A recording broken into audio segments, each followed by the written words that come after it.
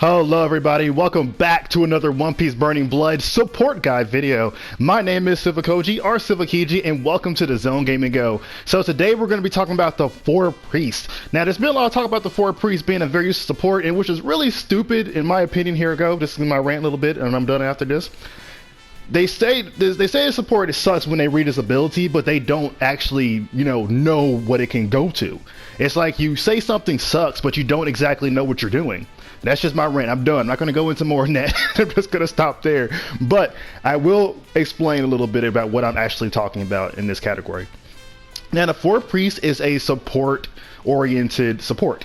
As you can see by the symbol, it reduces support characters' cooldown, but prevents the use of abilities. You're probably wondering, what does that exactly mean? Because there's another support in this game. Where'd the mermaid girl at? Okay, right here, that to activate, you immediately set the cooldown for support. Now, she's a 1-use. These guys are universal. They're ongoing. It's a passive. So, this is how it works. Now, supports like, let's say... where is he? Like Garp has a 30-second cooldown to use ability. What this support does is drops it down to 10 seconds. So now it's on a 10-second cooldown passively. And then over here we talked about how Bluno and Leo have a 60-second cooldown. The support for 4 Priest drops it down to a 20, which means that every 60-second support cooldown is dropped to 20, and every single 30 support cooldown is dropped to 10, making it so you can use your active supports more and more. That way people like the Dragon support can work better effortlessly, and support such as what am I overthinking? The Fetty can help you do those combos that you need to do and give you that ability, or like give you that advantage when you chop the person's HP in half. So the 4 Priest gives you a nice benefit in terms of removing the cooldown of your support, and that's if you're actually going for a support oriented team. If you're going for a support team, yeah. If you're just picking the 4 Priests, I don't know why you would do that. But if you're just picking the 4 Priests, no.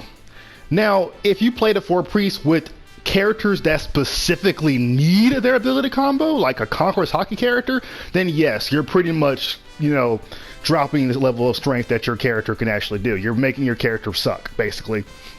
Especially characters like Doffy and Shanks, which rely so heavily on their ability that without it, they're pretty much trash. Just saying. It's the truth. Now, if you don't think they're trash without ability, I want you to actually name a combo in your head, or think of a combo in the head that will actually connect besides their auto combo without them having to reset their opponent. Okay. Next stop here is the downside. The downside of the 4 Priests is that they basically make it so you cannot use your ability.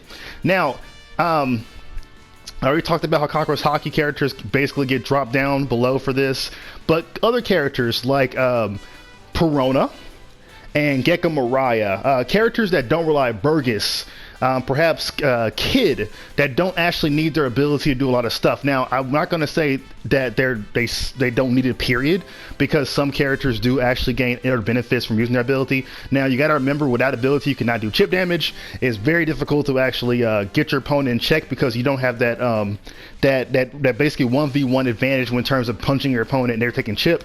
But the thing is, what you don't have to worry about is the fact that if you are running support, then hopefully you have something going on with that. Now, if you do have 2 characters on your team that don't need ability, but you have 1 character on your team that perhaps like maybe has hockey but doesn't have hockey, then of course there's support to help you with that too. There's the Rayleigh support, there's the Virgo support. They give you ability for those problems. And then of course you have the Zeph support, which, if you don't know how Zeph support actually works, I'm going to go ahead and move on to a little bit. Zeph support, when you activate support, it gives you the ability to use your ability automatically normal attacks, which means that if you're a Logia based character and you press that auto combo attack, you're using your Logia bar.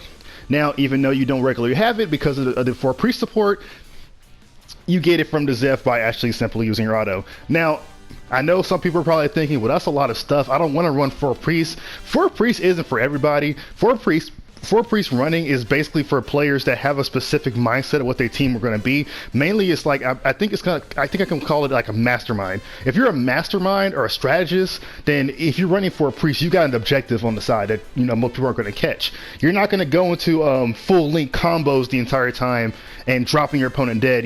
Doing all these different continuation of Conqueror's Hockey. No, you're playing a mind game with your opponent. That's how I see the Four Priest being used, because they're worrying not just about your characters, but despite support characters not being played, because I've heard about this, how some people say that you don't play support characters, you play your actual characters. That's not true.